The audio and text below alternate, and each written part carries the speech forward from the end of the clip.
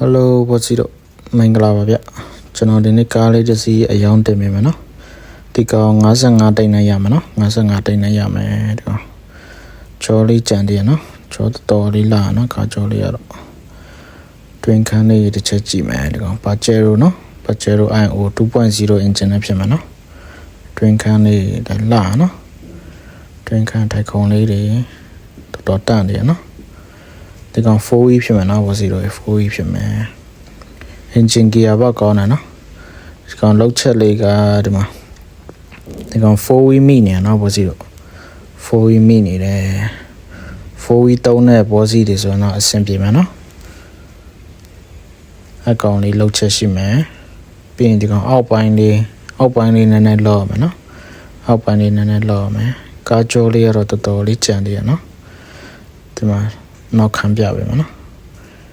နောက်ခံနဲ့လာတယ်နော်ထိုက်ခုံလေးဆိုရင်တော်တော်လေးတန့်နေတယ်ကားကြောကတော်တော်လေးကြံနေရနော်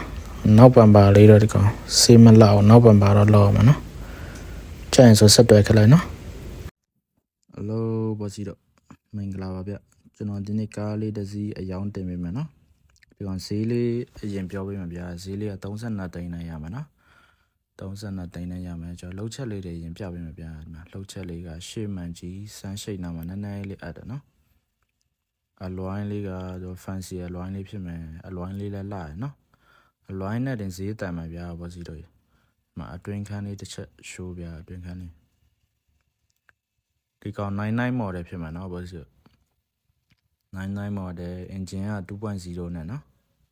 engine 2.0 မှာအတွင်းခန်းလေးတွေတစ်ချက်ကြည့်ပါengine 2.0 နော်ဒီမှာနှစ်30ထူထုံနော်ဒီကောင်မီ30နဲ့ဖြစ်မယ်ဒီမှာနောက်မီခွက်လေးတွေတစ်ချက်ရှိုးနောက်မီခွက်လေးတွေလာနော်32သိန်းရတော့တာမှာတယ်ဘောစီတို့ရေမောင်းလို့ရတယ်နော်မောင်းလို့ရတယ်32သိန်းတန်တယ်နော်ဘောစီတို့ကြာရင်ဆက်တော်လာခဲ့နော်ဘောစီတို့